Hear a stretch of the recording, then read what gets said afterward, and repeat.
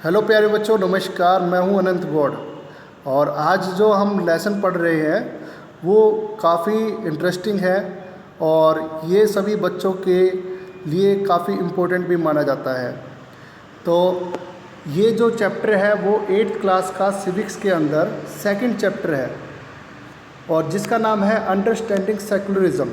तो सबसे पहले हमें सेकुलरिज्म को समझना है। हालांकि इसका के बारे में पहले लेसन में भी आया था। तो सेकुलरिज्म होता क्या है? सेकुलरिज्म को हिंदी में धर्मनिरपेक्ष कहा जाता है। धर्मनिरपेक्ष का मतलब होता क्या है कि जिसमें किसी भी एक धर्म को बढ़ावा न देकर सभी धर्मों को इक्वल माना जाए, किसी के साथ में भी असमानता का व्यवहार नहीं किया जाता, उसको धर्मनिरपेक्षता या सेकुलरिज्म कहा जाता है। तो सेकुलरिज्म के बारे में जब हम इस चैप्टर में पढ़ते हैं तो यहाँ पर एक केस स्टडी दे रखी है। तो उसमें बताने का ये प्रयास किया गया है कि मान लो कि आप यूनाइटेड स्टेट अमेरिका में रहते हैं और आप मान लो हिंदू हैं या मुसलमान हैं और यूनाइटेड स्टेट का में आपको नागरिकता भी मिली हुई है और वहाँ पर केवल जो क्रिश्चियनिटी है या ईसाई धर्म के लोग हैं उनको ही सबसे ज़्यादा पावर दी गई है।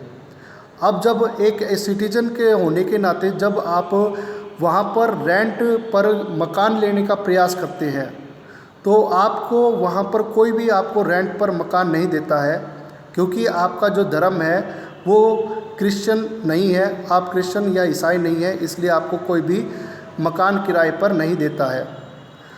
तो आप इस हालात में आप इसकी जो रिपोर्ट पुलिस को देते हैं और पुलिस इस पर ये कहती है कि आप अगर रहना चाहते हैं तो आपको ये जो देश छोड़कर अपने ही देश में जाना पड़ेगा।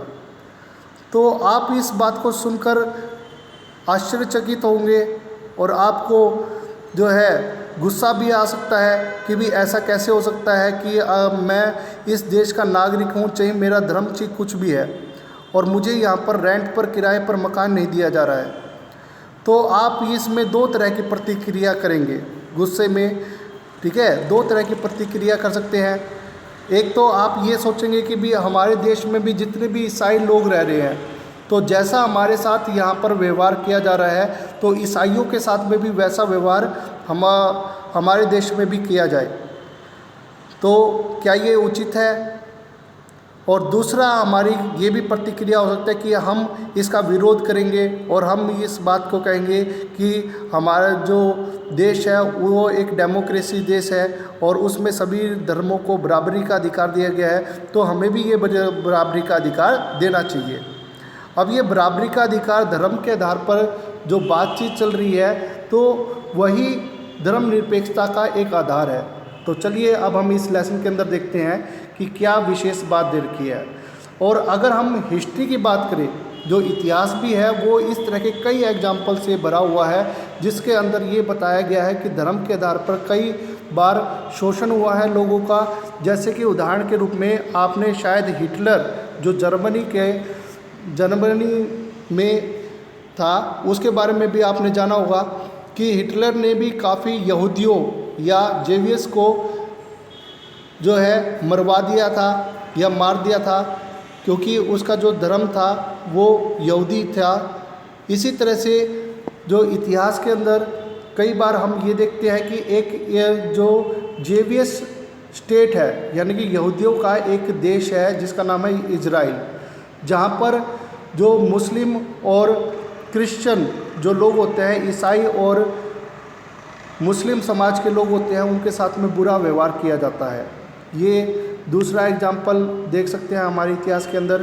तीसरा अगर हम देखें सऊदी अरब के अंदर जो नॉन मुस्लिम है, जो लोग मुसलमान नहीं हैं, उनको टेंपल और चर्च बनाने का अधिकार नहीं दिया गया है और कोई भी व्यक्ति जो कहीं पर भी जाकर प्रेयर के लिए इकट्ठा नहीं हो सकता है।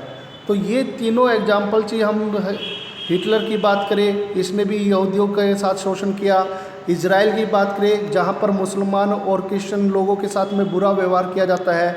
सऊदी अरब की बात करें वहाँ पर भी जो है टेंपल और चर्च बनाने का अधिकार नहीं दिया गया है। तो ये सभी के उदाहरण हैं, वो ये हमें समझाते हैं कि यहाँ पर जो धर्म को के आधार पर लोगों के साथ में भेदभाव किया जा रहा है या डिस्क्रिमिनेशन किया जा रहा है।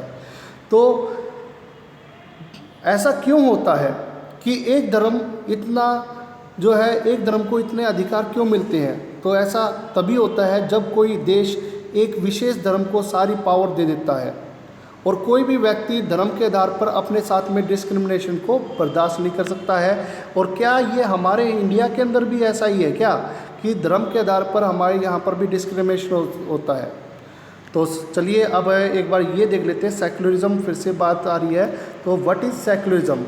सेक्युलरिज्म जैसा कि हमने पहले लेसन में पढ़ा था कि उसमें फंडामेंटल राइट्स दी गई थी और फंडामेंटल राइट्स में ये कहा गया था, यानी कि मौलिक अधिकारों में ये कहा गया था कि जो फंडामेंटल राइट्स वो हमें स्टेट की पावर यानी कि राज्य की सत्ता से हमारी रक्षा करते हैं और किसी तरह की जो मेजॉरिटी ग्रुप है उसकी तानाशाही ट्रेंसी ऑफ मेजॉरिटी से हमारी रक्षा करते हैं। और कोई भी व्यक्ति अपने धर्म के अनुसार रीति रिवाजों को मना सकता है।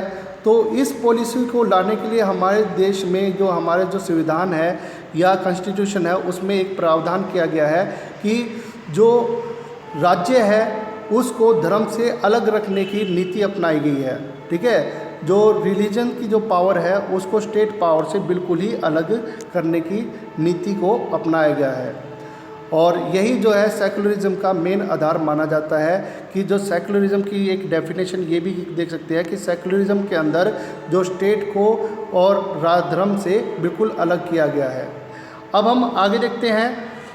नेक्स्ट बता रखा है कि why is important to separate the religion from the state. जो रिलीजन को स्टेट से अलग रखने का कारण क्या है? तो वो भी अगर हम देखें कि जो रिलीजन को हमारे देश में या कोई भी डेमोक्रेसी कंट्री है उसके अंदर धर्मनिरपेक्षता तभी कहलाएगी जब उसको राज्य को धर्म से अलग रखा जाएगा। तो इसके लिए क्या किया गया है और ये क्यों किया गया है, उसके पीछे क्या कारण है? तो सबसे पहले अगर हम देखें कि कोई भी देश है तो उसके अंदर ये हो सकता है कि कई तरह के उसके अंदर धर्म हो। ठीक है, एक धर्म का तो देश हो ही नहीं सकता, उसके अंदर कई तरह के धर्म होते हैं और उनमें से ऐसा भी होगा भी कि एक धर्म को मानने वाले लोग ज़्यादा हों और एक धर्म को और कई ऐसे भी धर्म होंगे जिनकी संख्या कम है।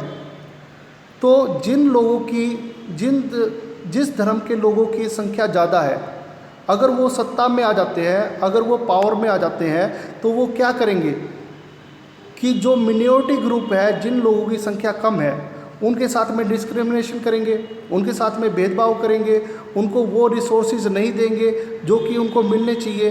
कई बार उनके साथ में भेदभाव किया जाता है, कई बार उनके साथ में जो अत्याचार भी किए जाते हैं, उनके मौलिक अधिकारों को दबाया जाता है। तो ये एक कारण है कि मेजॉरिटी ग्रुप है वो मिनॉरिटी ग्रुप जो अल्पसंख्यक लोग हैं जिनकी संख्या कम है उनके साथ में भेदभाव ना हो। तो इसलिए भी जो है राज्य को धर्म से अलग रखना बहुत ज़्यादा ज़रूरी माना जाता है।